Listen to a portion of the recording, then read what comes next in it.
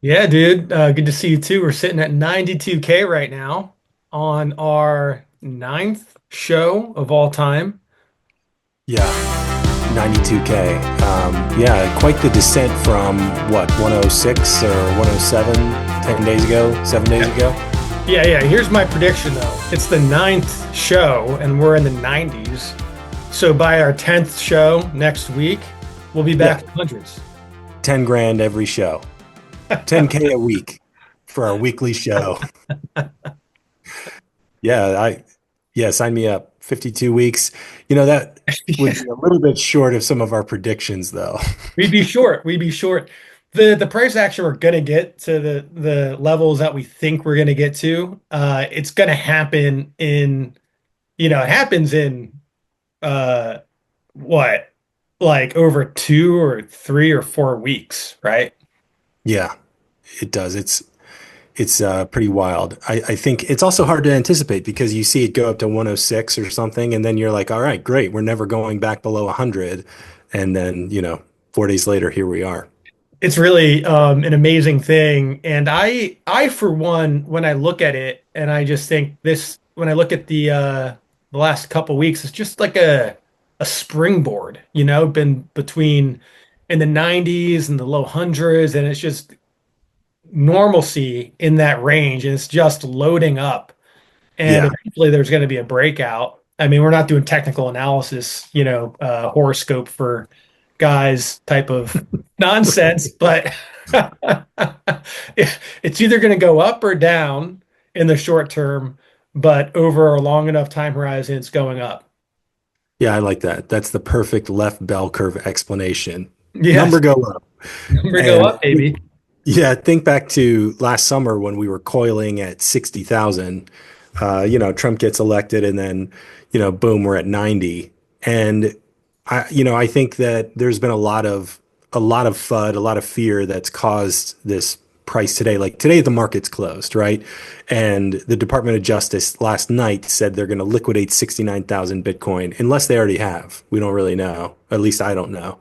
But that fear is just causing the cascade of prices as buyers are not showing up and sellers are prevalent. So I think that we're going to see a spike once Trump is sworn in, from the 90 to the 110, 120 level.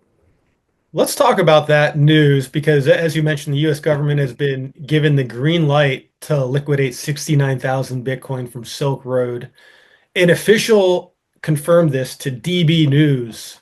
I don't know what DB News is. I'm gonna go to the website really quick. Are they legitimate? Are they just actionable market moving crypto news? Okay. This It seems almost, pretty legitimate. yeah, this seems like it seems like one of these things where you had like a crypto influencer, which is this DB person, and now they spun it up into a website. I'm not sure how I've ignored this website for so long. I don't have any. I can't verify. Like I don't know if they've ever broken news before that has turned out to be accurate, right? So I have not done my due diligence to see can we trust this source. I mean, if you're looking just at how the website looks nice. DB's got almost a 500,000 followers on X. They would seemingly have an incentive to break only legitimate news, but you never know. I have seen people speculate that maybe this is not the full picture, and that even maybe the government has been selling it already. Yeah, that's Yeah. my guess is Tom Lee is a guy that goes on CNBC a lot and he's got some good predictions and a lot of times he's accurate and he among others were calling for well over the $100,000 mark by the end of 2024, and of course we didn't do that. We didn't get over 100 again until January 5th or whatever it was. And I wonder if things like this, where, liquidating 69,000 Bitcoin, essentially neutralizing the buying that happens through the ETFs and through retail, is really causing this sort of stasis. It, why would the government want to sell Bitcoin is a question, I think it only leads to sort of negative conclusions, but why even bother when the Department of Justice has a large budget? The government can essentially print money. We're not worried about debt as we're 36 trillion and growing 50 trillion by the end of the decade. What incentive is there other than just a middle finger to the Trump administration? Well, I'll say that there seems to be no logic at all coming from this administration for a very long time. There's countless items you could look at and say, what the hell were they thinking? How does that make any rational sense? It's not really based in reality. So, following that track record, that's right on point that they would do something like this and screw over America. However, at the end of the day, I think I even, I don't love the idea that this would be the Bitcoin stack that would go in the strategic Bitcoin reserve. The confiscated, the stolen Bitcoins, right? Silk Road, right? The government that stole Bitcoins from Silk Road, and you know how we all feel about Silk Road and Ross. So it never really sat right with me. I mean, I loved hearing, oh yeah, we're gonna do a strategic Bitcoin reserve. We're gonna take out all the Bitcoins from that and maybe just buy it, right? Maybe take that Bitcoin and put it back in the free market. So if they're Yeah. selling it and they're actually selling it to anyone, right, that wants to buy Bitcoin, then pretty based actually, if I think about it that way. Yeah, and I like that train of thought because I think the knee-jerk reaction is to say just another dumb Biden administration decision, and that's fair, as you pointed out. But keeping the price low has been helpful for me. I'm just a regular guy. I'm buying, $20, $100 whenever I get a chance, a couple times a month. Just a And regular Lord, guy drinking out of what mason is that? Coconut water? But, electrolyte. they're helping the plebs stack. That's Not their the intention, obvious. but No. that's what they would be doing. Yeah, that's number one. And number two, if it is true that they sold Bitcoin and the next administration wants to purchase Bitcoin and can't rely on that 200,000 confiscated or even a fraction or a percentage of it, 130,000, whatever's left, they're going to be forced to buy back at market prices. And Yeah. go for it, go put that kind of pressure on the market. Let's see what happens. Incredibly stupid, though. If you're putting Yeah. yourself in their shoes, incredibly stupid move. Yeah, it's hard not to, get the sense that someone's being vindictive. And unfortunately, they're, they're doing it to themselves, likely as a citizen of the country. You're whether or not you want your government to hold Bitcoin, I think we've talked about that. You will be better off if they do. It's just obtuse is a word that comes to mind. Yeah, agreed. Agreed. Retarded also comes to mind. Super retarded. Hey, we could add them into our who's going to have the most fun staying poor section. They're already there. They're already there. Unbelievable. Yeah, thanks for the cheap sats. Yeah, appreciate it. Appreciate it. We'll be stacking cheap today. It's going to be fun to see all the Bitcoin that we've stacked over the the length of this podcast. Just see what that ends up being years from now.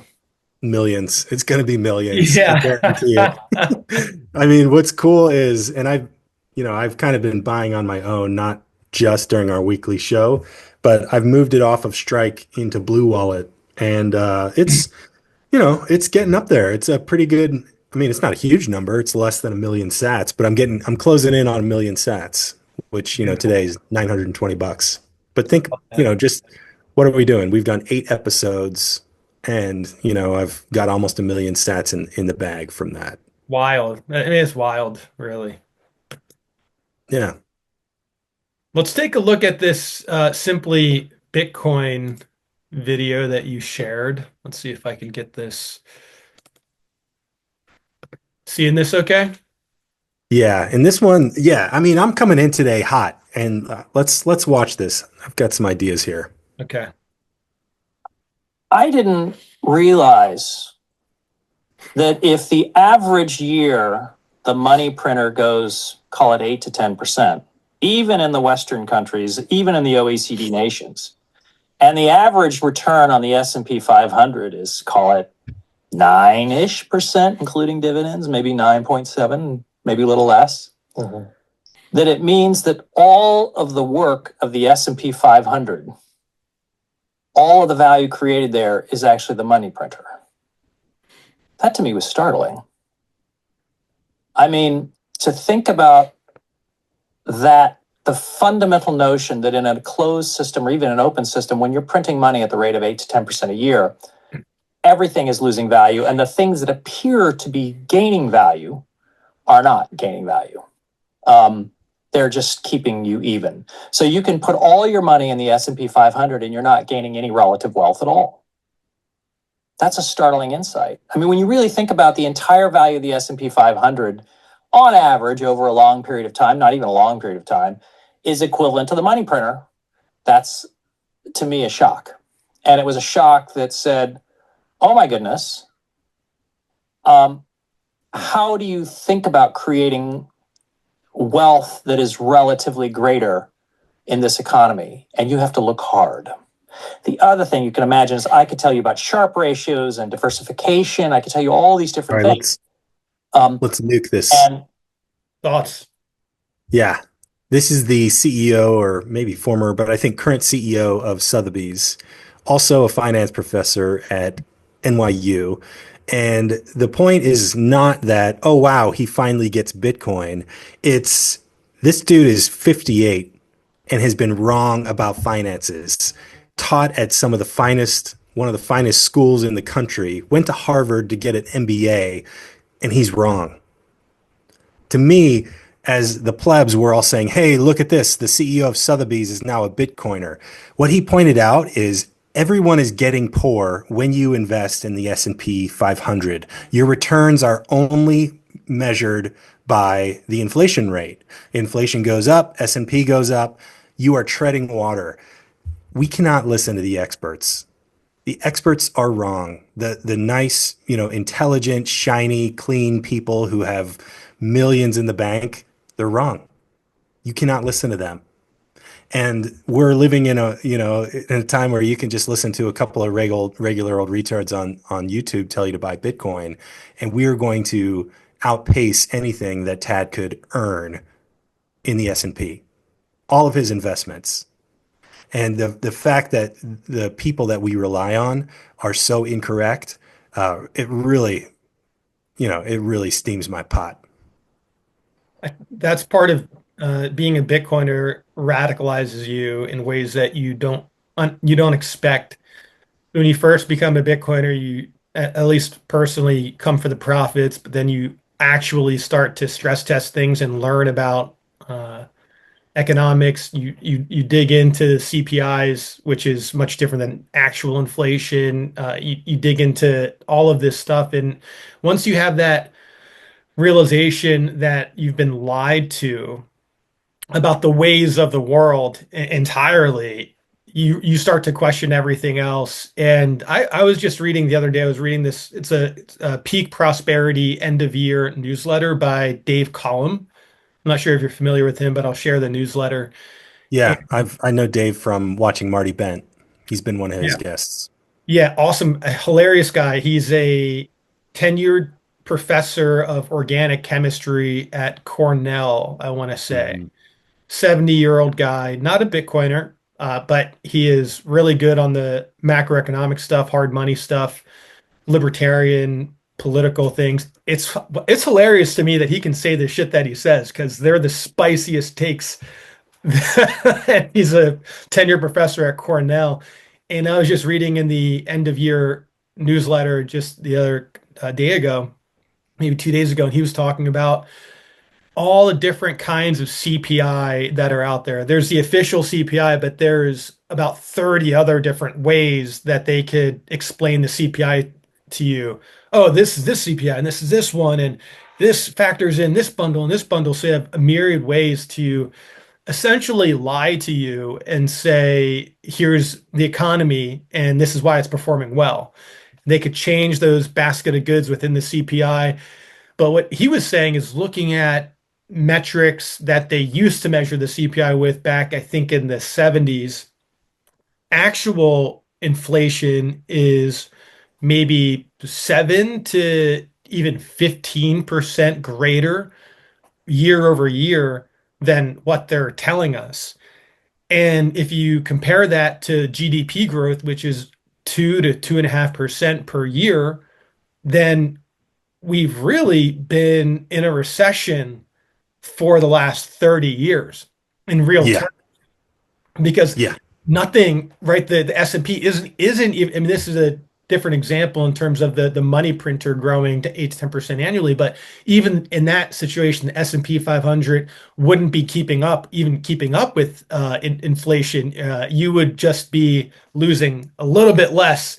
Right. And this is taking into account the folks that can invest in the S&P 500, which is actually a luxury, right? For most people, a lot of people don't even have what's the number like 500 to 1,000 in their savings account. And I'm not just talking about, Thousand, 40% you of know, Americans can't touch $1,000.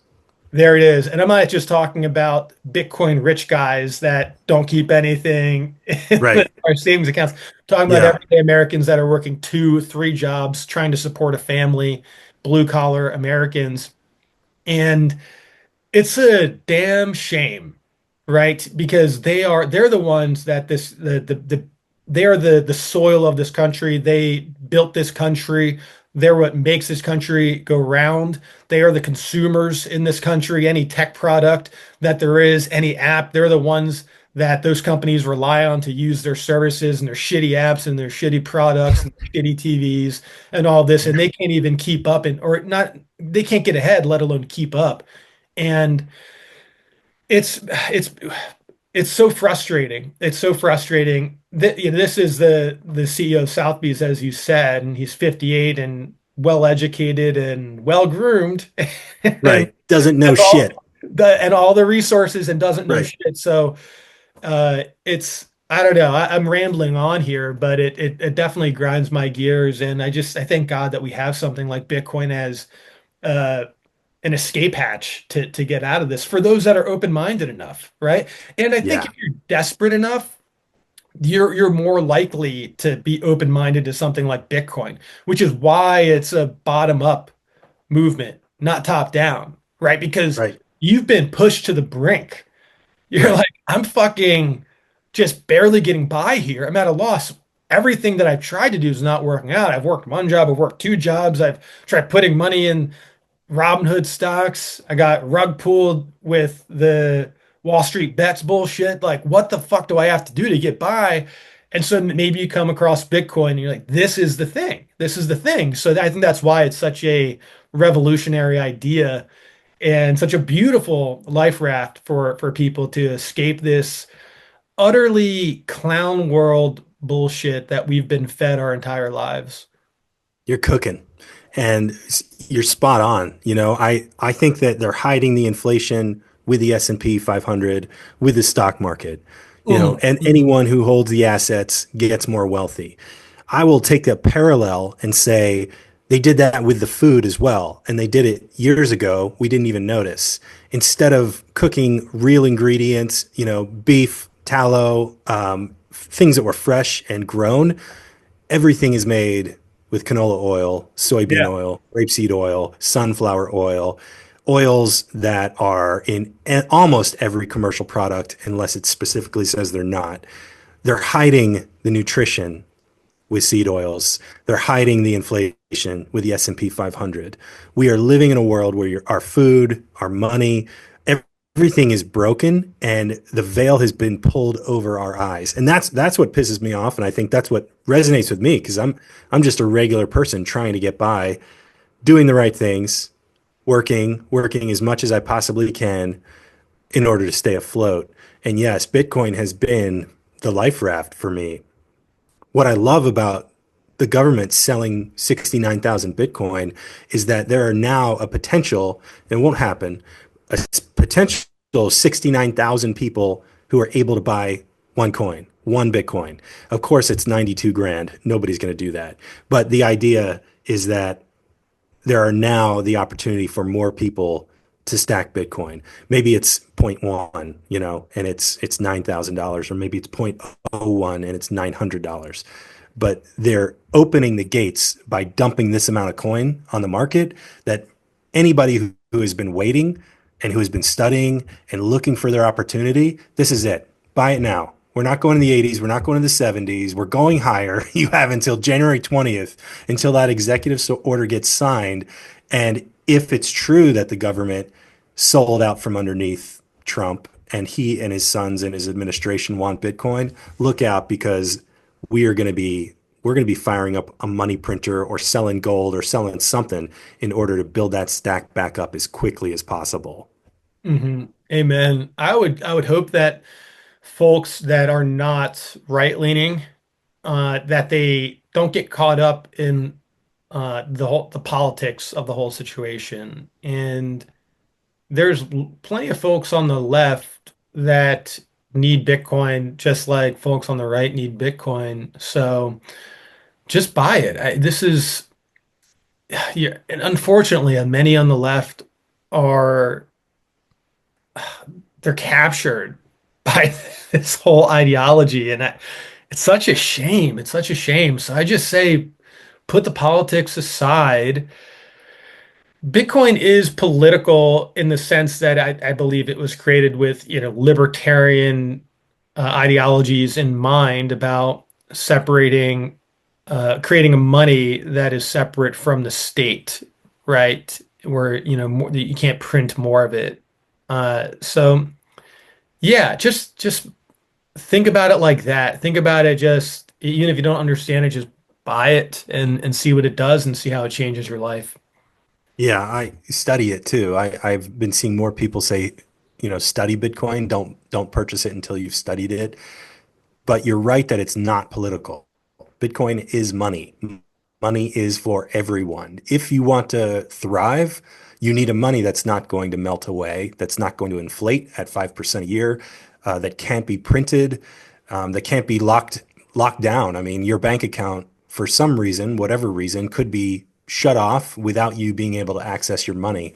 Bitcoin is open 24/7, peer-to-peer electronic cash system without a distributed without a trusted third party. It's a distributed, decentralized network. So, that's what it is.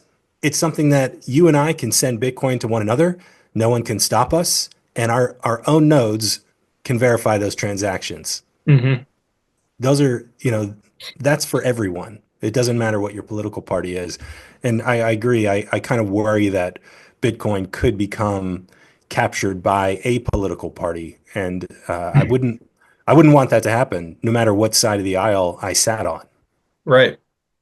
No, that's true. That's true. I even say, study Bitcoin in tandem with just buying it, right? So take a percentage of what you could afford to buy later, buy it now, even if you don't understand it, and start reading about it to justify why you bought it.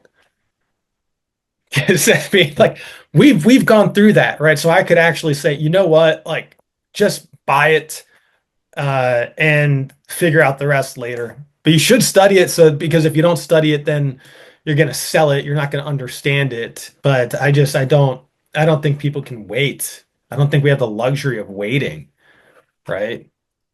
I agree. I mean, you see people sell Bitcoin and you just wonder, like, what Yeah. are you thinking? Like, I how are mean, you? yeah. Even yesterday, I mean, I told someone study Bitcoin. But if I'm being honest with myself, I said study Bitcoin because I didn't want to be perceived as someone just shilling something, and saying study Bitcoin might come off a little bit more, okay, he's not telling me to buy, he's just telling me to research something. Maybe I'll listen to it a bit more. But in actuality, cut through all the bullshit, that time that you would spend studying, you're going to come off on the other end wishing you had bought at the beginning Right. of all of I, the tens of hours, dozens of hours that you're going to spend learning about it. So just at least buy a little bit while you're going through that journey. yeah, I also think that study Bitcoin is great. I like the reverse psychology Bitcoin, or reverse Right. psychology approach, which is don't buy Bitcoin. You wouldn't like it. Yeah, And not for you. I'm not, Yeah, I've kind of given up orange pilling. I don't talk about Bitcoin as much with the people who know I'm a Bitcoiner, and who don't have Bitcoin. I have plenty of friends that, they know what I'm all about, but they're just watching it go. It's just this thing happening, and they're never going to pay attention to it until it's too late. But I think maybe the reverse psychology approach is interesting because then you can, kind of let off a little steam and just say, hey, screw you. You're not going to be somebody who wants Bitcoin. And maybe that in the end causes them to look at it a little more seriously. For sure. I've got a hard time letting all that go. And I think you're right though. I just get really passionate about it. And when I'm passionate about something, I really try and sell it. Yeah. Your background is fading in and out. Okay, that's interesting because I was trying to figure something out where I'm going to share a screen now, and I was seeing if it would give us like a different layout as we're looking at the content. But Oh, gotcha. yeah. Anyway, good little riff there. I wanted to talk about this, which I came across the other day. Well, actually, I guess it was the 31st, but for whatever reason, it came across my screen, and I thought it was pretty cool. Stone Ridge is teasing that they're going to secure capital from insurance companies to finance their lending. So that means a global pool of 3 to 5 trillion in insurance float could soon be vying to lend dollars for your Bitcoin collateralized loan. TLDR, too long didn't read, lower interest rates are coming.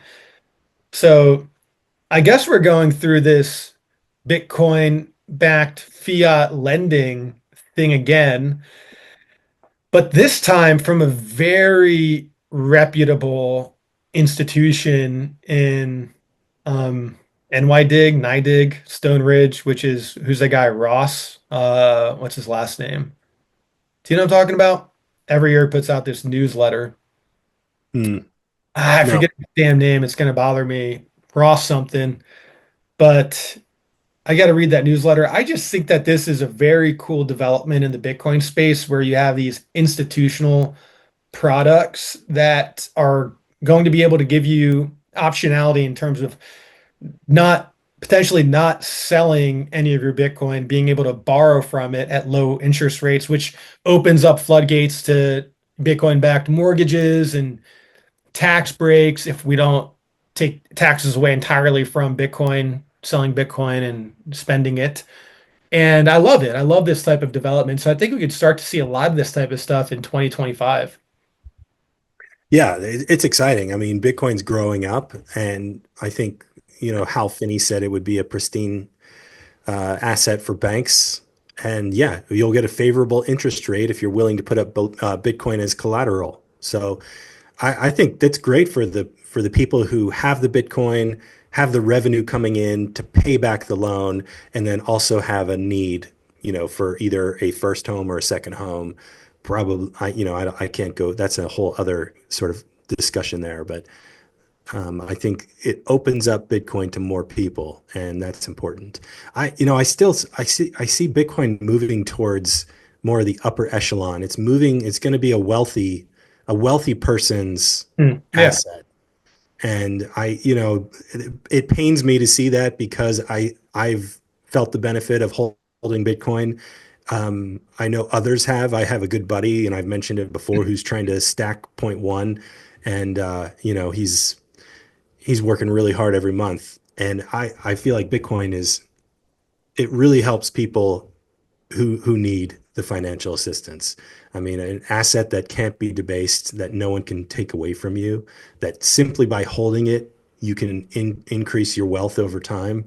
Like that is, I mean, why is there any Bitcoin available? This should be so obvious Yeah. that there's none available, that we're already seeing huge prices. But this is great. I mean, I think I'm triggered more recently towards the class divide, and I see it just continuing to widen with Bitcoin adoption.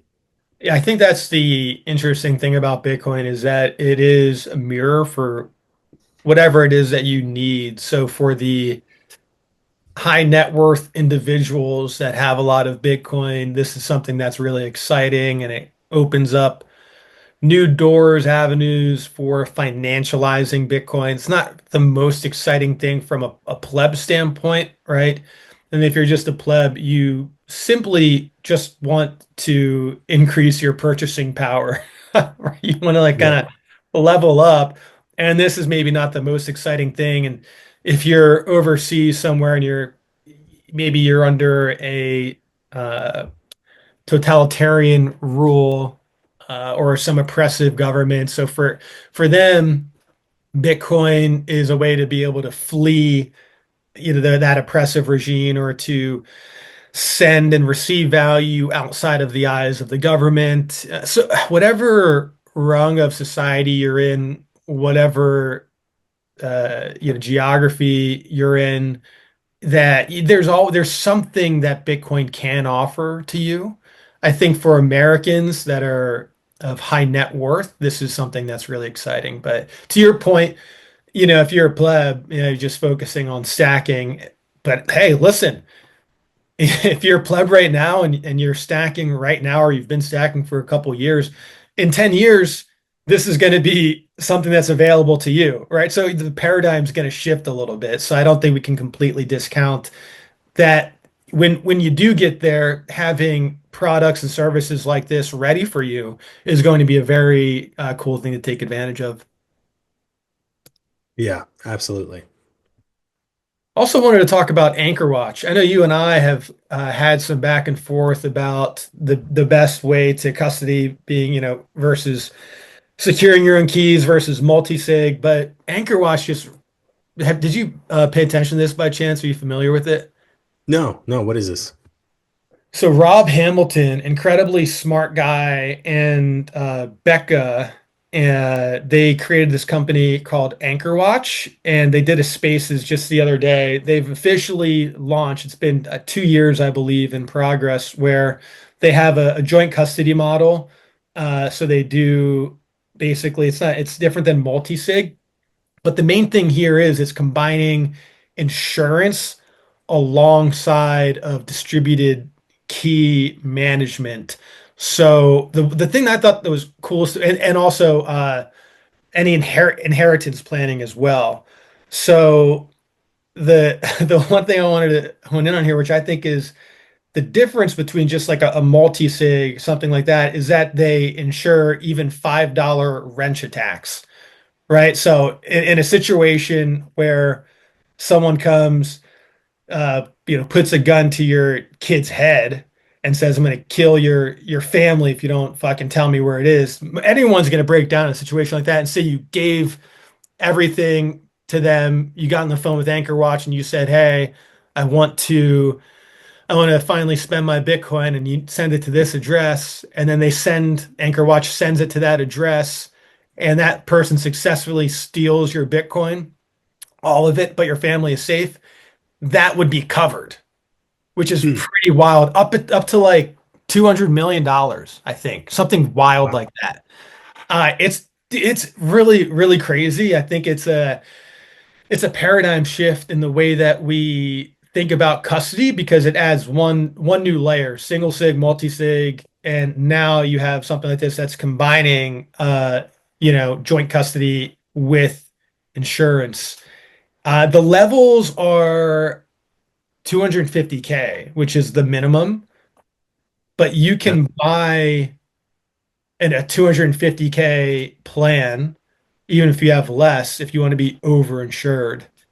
And I'm going to learn more about this. I'll probably even get on a call with these guys just to understand it. But I think, dude, you should give a listen to the spaces that they did, which is not here. So probably somewhere on the Anchor Watch page, but a lot of good questions that people were asking, a lot of very technically minded folks that joined that. Oh, here it is, right here. And Cool. yeah, give it a listen. I'd be curious to hear your thoughts. Yeah, I'll listen to that. I have been thinking more about inheritance planning. I think as Bitcoin has continued to grow, it's one of the questions that is continuing to pop up. And so now I'm even giving it some thought. Um, think treating Bitcoin as any asset and naming a designated beneficiary, making sure that if you pass on your Bitcoin that the person who receives it isn't taxed. There are certain thresholds where it could be considered a gift. Right. Yeah. Yeah. It gets so complicated, and I continually just want to go the path of least resistance and believe that in the next 4 years we will see capital gains tax removed. Yeah. That would be a huge benefit to passing on Bitcoin as an inheritance plan.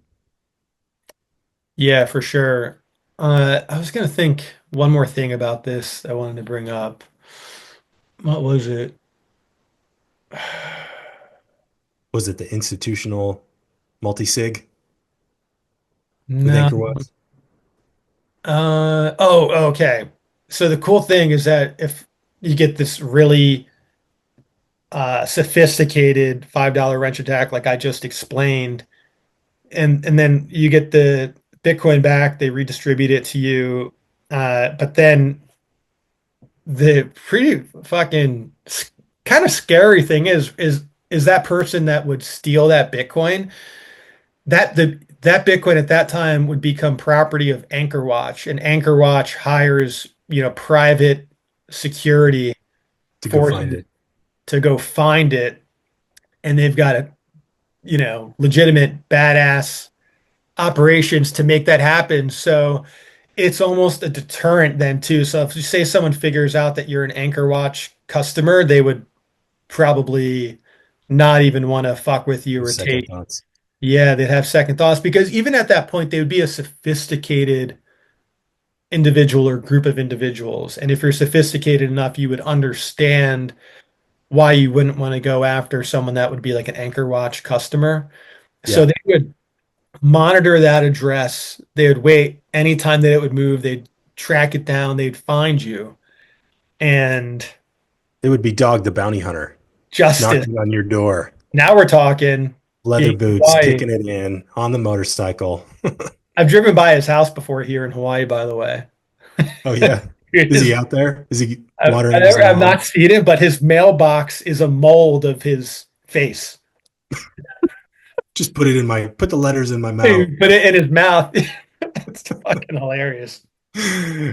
That's good, I like that because I also agree that if someone's going to steal your Bitcoin, they're sophisticated, and I think the big draw for multisig is that if someone was to do a wrench attack, it's impossible for them to really steal it from you, especially if it's geographically distributed. Um, Yeah. I do think that let's say you have a random break-in. There was the famous story of the gentleman that stole 50,000 Bitcoin from Silk Road, and Yeah. house was broken into. Some of his Bitcoin was stolen. He went to the police. They ultimately discovered that he spent some of the Bitcoin that was stolen along with his own. He commingled his UTXOs. And so, yeah, like Bitcoin is not anonymous; it's pseudonymous. So I just stealing Bitcoin is just has to be one of the dumbest things ever because the technology is so For sure. transparent, you Yeah. know. Yeah. I got a phishing email the other day, by the way. It was like a PDF document that I opened, Oh, and nice. Did you yeah, click on it? I did click on the PDF document, but yeah, I I mean, yeah, it's fine, right? That's fucking hilarious. They're like, I know where you live, and I've got really embarrassing videos of you Oh, doing I've got watching porn and everything, and whatever. They yeah. got my address wrong and everything, and I don't watch porn, and I'm like, where did my information, like where did my name and email get leaked? AT&T. Dude, everything Oh, is I have getting leaked. AT&T. Yeah. That's where it was probably Target. You ever shop at Target? I Yeah. mean, yeah, they've had huge data breaches. Every social security number in the US was leaked. Yeah, it's fucking crazy. Like, They were like, send me like can't send me even. $1,500 worth of Bitcoin to this address or else. Yeah, I've seen that. Yeah. I think I got that too, and I got it from a couple different senders, but it had like similar language, and they were Yeah. going to tell everyone in my contacts list something. I Yes. can't remember something embarrassing. They're I'm like, like, they're like, I'm monitoring your screen. go I'm for it. seeing what you're seeing. I'm like, okay. Okay, man. Come show up and find out. I got something for you. Yeah, I'm at the point where if I don't know the number, I don't answer the call. If I don't know the Oh yeah. email, it goes straight to spam. Like it has to be so hard for a solicitor, like a regular sales guy, to try to break in. Hey, I'd like to tell you about my, SaaS whatever service. Like Yeah. I'm just like on auto delete, auto block every single thing. Not interested. Yeah, man. I don't know. I opened it. I just wanted to see what it was all about. I don't even know what the subject was. I don't know. It's fucking hilarious, man. It's hilarious. It's so fucking sad though, too, that our data is just leaked everywhere, like our social security numbers, like our emails, our addresses, like everything in the world that should be private is just, and you're like, I went to go create a LinkedIn the other day and for my business, so I wanted to create like an alternative account.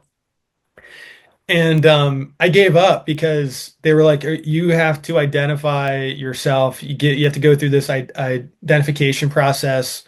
You need to like do this thing where you scan, you take a selfie and then go like this and you go like this, and then give us a picture of your license and your social security number and tell us what your address is and everything. And then we'll let you on LinkedIn. I'm like, go fuck yourselves. Let me give you all of my Right. information to go shill myself in this corporate social media environment. Who the fuck do you think you are? Like, no, go fuck yourself. That's ridiculous. Good for you, man. I'm glad to hear you gave up and didn't give all that info. I have not, I've not done that with LinkedIn. I don't have a company page. I've got a page up because, Yeah, whatever, started it 12 years ago. I have Uh, one. Yeah, yeah, I have one from my fiat world self, but I was going to create one for my Bitcoin company. But yeah, but I agree with you, and I think the Noster world can't come soon enough where we own our data, we own our privacy. I log in with a public key that only that everyone can see the public key, but I only have the private key that goes yeah, with it. That couldn't come soon enough. And it's funny that you bring that up because I've noticed even on X, I'm getting followed and comments by verified bots. yeah, The verified by bots, the yeah, bots are getting verified. yeah. What is the point? Where's the incentive of, and here's where my conspiracy hat, my tinfoil hat, Oh, that's the love it. whole Let's that's the go. whole point. Let's verify the bots so that if you're verified and human, you have to become even more verified. Yeah, And yeah, now yeah. that's what's happening. They're filling up the system with the bots so that we can delineate who's human and who's not. And it's going to take us giving up biometric data, Yeah. other sensitive personal data in order to not be seen as a bot. Which I'll never do. I will never do that. And I mean, Elon Musk doesn't, he's not upset about the bots getting verified. Give him the money. And then that's the reason to get everyone to submit their biometric data and to get paid on X payments. And I mean, Yeah. it's such bullshit, really, that what was it last week? He puts out that if now the algorithm is changed for positivity. Right. Fuck you. Positivity. Exactly. You piece of shit. You kidding me? And meanwhile, positivity as deemed subjectively by you at the same time that you're putting out spicy content to the UK, which is great. We all love it. He's based. He's fucking based, man. He's based. I'm reading about calling out the UK government and all this stuff and the Islamic influence in Europe and just going after people, which could be deemed negative content by them or anyone else. But what? So what? I have to just bend the knee to you and just hope that what I'm putting is positive content. Go fuck yourself. Yeah, man. It's a new caste system if you allow it to be. And he interacts with mostly big accounts. You'll see him, Ian Miles comment. Chong. Well, who the fuck is this guy? Ian fucking Miles Chong, who lives in Malaysia, who's just talking about, oh, my I have opinion A. I have opinion A. I have opinion A. Elon Musk tweets out, my opinion's B. And then Ian fucking Miles Strong, my opinion's B. Right? Just whatever it is, just sucking his ass, whatever it is. He's such a cucked piece of shit, Ian Miles Strong. I can't stand that guy or any accounts like it. There's so many. I mean, there's so many. Goodness, I feel like So many. we, this is why we need to keep everyone at an arm's length with suspicion. Your favorite politician, your favorite platform CEO. If you've learned anything, it's that you can't really trust anyone. Hopefully, you can trust yourself. Hopefully, you can trust your family. Yes. Um, Yes. but other than that, like you cannot put your lot in with anyone and say, I believe everything that person says. Because Elon with X, he's trying to build the collective consciousness of the human race. That's what he's looking for. He's looking for Yeah. this massive group think where we all laugh at the same memes, we all scorn the same things, we cancel the same people, and we ultimately get the results we want. But he is the Pied Piper. He's the puppet master if you let him. Yeah. It's so sick. It's disgusting. The only politician I trust is Ron Paul. Okay. I Yeah. would say as well, and not trust in the sense that everything they say is truth. Trust in the fact that everything they say comes from a place of good intention in the way that they see the world. So Right. Ron Paul, as far as libertarian goes, I trust that. And Thomas Massey. Yeah, you like him? Yeah, he's pretty based. I think out of Congress, if I had to pick one, I like Ron Paul. I like Rand Paul is who I was going to say, Yeah, and I like like Rand Thomas Paul. Massey. Um, Yeah. but politicians, um, goodness, I I mean that's don't a whole trust other. Trump. I mean, I don't trust No, Trump. I don't trust JD Vance. I don't no, but it's a spectrum, right? So and then you have binary choices to make. And so you have to make one choice that's better than the other choice. Doesn't mean I trust them wholeheartedly. I just yeah, agree with them in more instances than I do with the other party. And yeah, that's pretty much that. yeah, and I think the real point is that you can't ever relax and feel like, okay, I'm going to give up my desire, my will, what I believe should happen. I'm going to give that over to a politician and let them run with it Yeah. because they won't. They will serve their own interests. They will get paid by someone and they'll run roughshod over what you had hoped that they would do. You know, it's this is such a silly illustration, but Tom and Jerry, right? Those are the Republican parties. That Yeah. cartoon has been going on for 100 years, and that's the same with Congress. The cat never eats the mouse. You Never. know, if it did, the game would be over. Your party, whichever one it is never going to fix the problem Yeah, because never. there's no incentive to. They're not there to solve problems. They're there to enrich themselves and enrich their family. Like Yeah. that's why when it comes to picking favorite politicians, I have a hard time. But I think Ron Paul, I read And the Fed. He's, a fantastic individual. Yeah, when he stood up there on the debate stage right after 9/11 and spoke truth bombs. Yeah, Yeah, that was I don't remember it at the time, but years after, I remember watching that and being like, that's the way our politicians should be, where you don't just go with the zeitgeist, you're in pursuit of truth. And your right, loyalty is only to the truth, not to pandering to, but I mean it says a lot about our political system that he didn't win, right? right. Yeah. That's true. There's a lot to be said there. Well, so what kind of advice would you give somebody? We've got probably 10 minutes. I don't want to miss this part. Okay. My Wait, we haven't stacked sats yet either. we have should we stack sats first? Yeah, sure. Let's stack some sats and then get to some advice. Okay. Okay, let's stack some sats. Okay. Ooh, 91. 91, baby. 90. What Yeah, I'm looking at 91.7. I got 91.8. How much you buying? 25. All right, let's do it.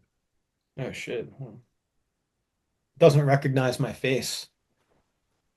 I gotta take my mask off. I might just start wearing like do like those CIA masks, you There we know, go. Oh 25. yeah, the rubber mask. Yeah, I might do that. All right, man. I got 26,954 sats for that price. Right around you, dude. Let's go. River, river.com. Your purchase was successful. This is my favorite part of the show. I agree. I kind of look forward to this part every week. Every single week, man. Okay. Now that we stacked, well, we want to do parting wisdom. Is that what you Yeah. want to do? So yeah, I mean, what advice would you give somebody? Or maybe yeah. Yeah, okay. I always want to know price action too. It's always interesting to talk about because you don't expect it. Or what happens is you don't expect. Yeah. My advice, well, I got a quote from C.S. Lewis right here. Oh, nice. Yeah, C.S. Lewis, my guy. He says, good and evil both increase at compound interest. That is why the little decisions you and I make every day are of such infinite importance. The smallest good act today is the capture of a strategic point from which, a few months later, you may be able to go on to victories you never dreamed of. So when we stack Boom. every week, every day, we take that right action a few months from now, a few years from now, those are the moments that we look back on victorious and say, we did it. Yeah, we did it. And not only that, like, can you believe that we were able to trade fiat, a government issued paper Worthless. money, Yeah. slave token, Federal Reserve note? I Yeah. mean, look at your cash. It's a reserve note, but you You can can trade even that go into debt and buy it if you want. if you want. I haven't done that. I have thought about that. I haven't done it either. Goodness. I haven't done I've it thought either. about that a lot. I almost feel like the time has passed, when we were in the 16, 20s, 30s for a long time. That was like the time to probably take on, 100 grand in debt, buy 3 Bitcoin and pay it back. Yeah, I didn't do But it. yeah, I didn't do it. That life's over. But we are front running the countries. Amen. We're front running the banks. We're front running everybody, and they're just letting us. They're not stopping us from doing it. Yeah. Yeah. Do it. I mean, do it now. Get it. Buy Bitcoin. These are unprecedented times. It's So, like weapons grade money. Like yeah, I imagine if love you it. could Weapons of purchase great. equipment that the military was like, no, that's ours. Yeah, that's Like, great. oh, well, we already bought a shitload of it. What are you gonna do? Yeah. I love that. What about you, buddy? What do you got? As far as advice, Yeah. Are we doing this is parting wisdom, right? Is this the end of the show? parting wisdom. Yeah, Because yeah, because parting wisdom. we've kind of riffed a lot. We've been riffing a lot. I like this. Me too. It's like less, formulaic. We just say what's on our mind. I think it's like kind of come hang out with us, listen to us talk shit, kind of lose our tempers a little bit. And I don't think that's bad. No, I think that's good. I think we should lose our temper because everything is, pretty fucked up. Yeah. Um, Yeah. but let's see. My parting wisdom, other than buying a little bit of Bitcoin, studying Bitcoin, I think what I would say is don't let anyone lie to you about Bitcoin. Find out for yourself. Yeah. Everybody is going to have an opinion. Obviously, we have opinions on it, but don't listen to anyone. Don't trust anybody. Find out for yourself. And if you decide that you don't want Bitcoin after doing that, fine. Have fun staying poor. But at least you'll know, or at least you'll have come to some kind of conclusion instead of putting someone else's words in your mouth. Now, how do you recommend people do that? I mean, should they spend time on X, following good Bitcoiners, reading, books or podcasts? Like, what do you typically direct people toward? I learned a lot from Bitcoin Twitter. I would say that was good. I read some books. I read the Bitcoin Standard. I listened to Safe Dean's podcast, the Bitcoin Standard podcast. I soaked up everything I could. Listen to Michael Saylor. There's so much wisdom out there. I think that Bitcoin Twitter has become more about entertainment than it has about teaching people Yeah. what Bitcoin is. And to me, that just means that there aren't enough newbies. There's too many veterans that are just kind of waiting for $1 million per Bitcoin. And that's, you know, I it's a will shame. say meming is like the best way to get news, right? So if you can meme, like you're putting out some fire memes that send people down different rabbit holes. And if you, one meme is worth a whole book at some points because that can really shift the way you think about something if you get one that's really good out there. I agree. I think the best memes are where I yell at boomers. Yeah. They come out of the woodwork. It's so They get funny. so offended. It's like, I'm sorry, it's just the truth. And when you're criticizing boomers, you're not criticizing any one boomer, right? Of course, there are good boomers that, Yeah, there's a live, handful of them. but you're talking about we're talking about is the boomers that are in charge of the world and have been fucking burning it down and have been privileged and like, not that any one boomer is bad. At least I No, think that's how I would categorize it. yeah, individually, yeah, I'm sure a handful of them, 10, maybe 100 out of the entire generation Yeah. are worth their salt, but the rest of them, goodness gracious, they're a funny group of people. I often wonder if the human race will outlive boomers, and They're gonna be then around forever. either that or they're just going to end us all with their stupidity. Yeah, Um, Nuclear war, and whatnot, destroying all life as we know it. Um, but yeah, man, memes. That's so good. It's a good place to learn. yeah, good place to learn. Let's tease out next week. You want to talk about who we're gonna have on? We're gonna do a little bit of a different show next week. It's not just gonna be our typical rants. Yeah, next week we're bringing on a guest, James from Stampseed.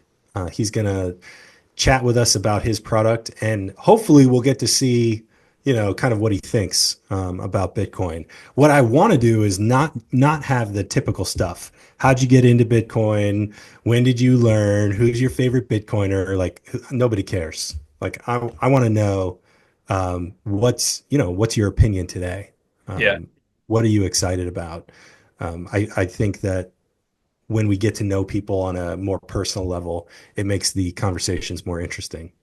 for sure. So I'll tell us a bit about his company, that type of stuff, and then we can get into Yeah. yeah. And he's not a sponsor. So I think that's another good thing to say. Like nobody in the audience is being sold to, but I did mention, hey, show us the product, tell us about it. Yeah, he should come prepared for a little discount code or something if he wants anyone that listens to this. If they want to buy any of his products, they could maybe use like a Stack Show discount code or whatever. I don't know. We've got Yeah. like a couple dozen followers or a couple dozen viewers, so Yeah, we do. We're becoming famous. yeah, it's a big deal. Cool, man. Well, that's really exciting. I'm looking forward to that. It'll be a different change of pace and always good to talk to other Bitcoiners in the space, especially not especially, but in addition to those that are building really cool shit. Yeah, man. All right. Well, we'll end it there unless you have any final thoughts. But yeah, again, if you're a viewer and you want to hear us talk about anything, please comment. Remember to like our videos, subscribe if you will, Or and don't like them. or Reverse psychology. yeah, don't Don't like don't them. subscribe. Yeah, right. Because why would you? I don't Right. know. Why would you? All right, dude. You have a good day, and we'll talk next week. All right. Peace. Peace.